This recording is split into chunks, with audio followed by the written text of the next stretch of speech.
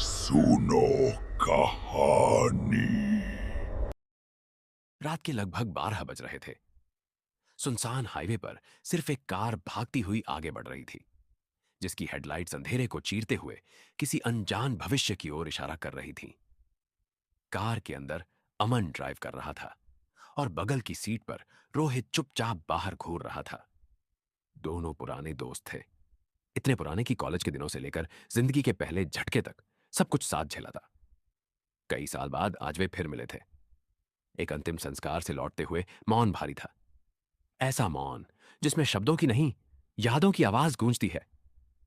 अजीब बात है, रोहित ने अचानक कहा। जिसके साथ जिंदगी की शुरुआत की, उसी के साथ अलविदा भी। अमन ने स्टीयरिंग कसकर पकड़ा। हां, विक्रम को ऐसे जाते नहीं देख सकता था मैं।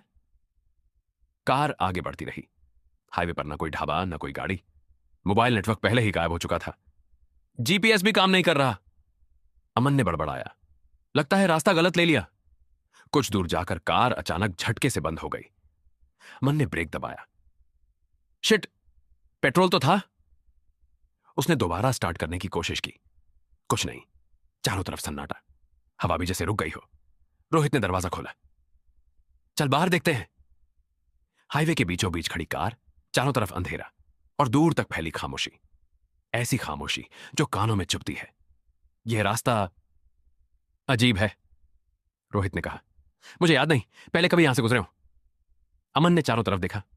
मैं भी नहीं। अचानक अमन के फोन की स्क्रीन जल उठी। फोन बजने लगा। रात की खामोशी में वह आवाज किसी चीख जैसी लगी। अमन ने स्क्रीन देखी। Incoming call, name. रोहित उसके हाथ कांप गए। रोहित, उसने धीरे से कहा। यह मजाक सही नहीं है। रोहित ने उसकी तरफ देखा, हैरान। क्या हुआ? अमन ने स्क्रीन उसकी ओर घुमा दी। रोहित का चेहरा सफेद पड़ गया। मेरे मेरे फोन से? रोहित ने जेब टटोली।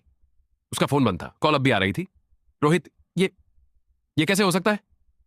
रोहित की आवाज कांप रही थी। अमन ने कॉल रिसीव नहीं की। फोन अचानक अपने आप कट गया।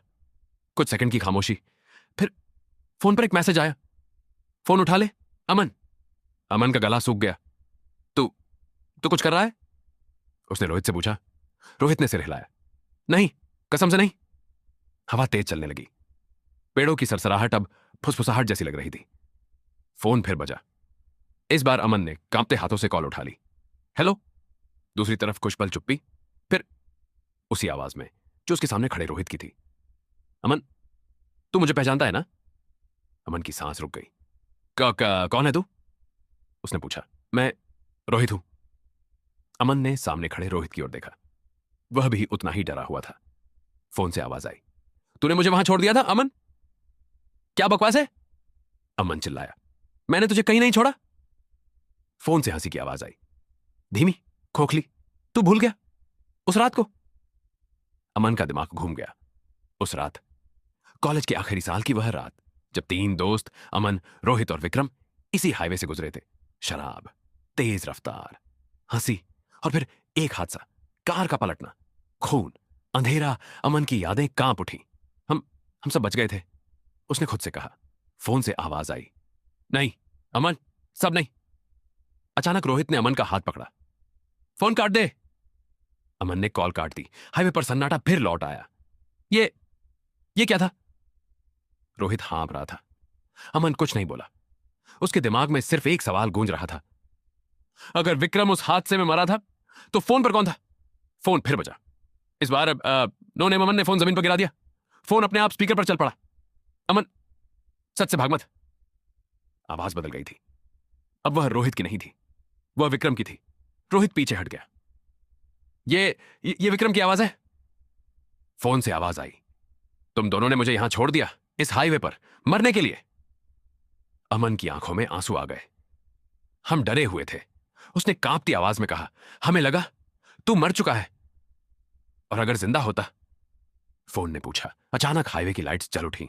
अमन और रोहित ने पीछे देखा। वही पुरानी टूटी हुई कार, खून से सनी, और उसके पास तीसरी परछाई। फोन गिर पड़ा, पर आवाज आखिरी बार गूंजी। अब मेरी बारी। कार अपने आप स्टार्ट हो गई। अमन ने चीखते हुए गाड़ी बढ़ा दी। पीछे शीशे में रोहित की परछाई धुंधली होने लगी। रोहित! अमन चिल्लाया। रोहित मुस्कुराया, वही मुस्कान जो फोन वाली आवाज में थी। अगली सुबह हाईवे पर एक खाली कार मिली। इंजन चालू था। अंदर सिर्फ एक फोन पड़ा था। स्क्रीन पर आखिरी कॉल लॉग, इनकमिंग कॉल। अमन और नीचे लिखा था, ड्यूरेशन ऑनगोइंग। अगर आपको वीडियोस पसंद आ रहे हैं तो आप इस चैनल को लाइक शेयर और सब्सक्राइब जरूर कीजिएगा ताकि हम आपके लिए नए नए वीडियोस लाते रहें।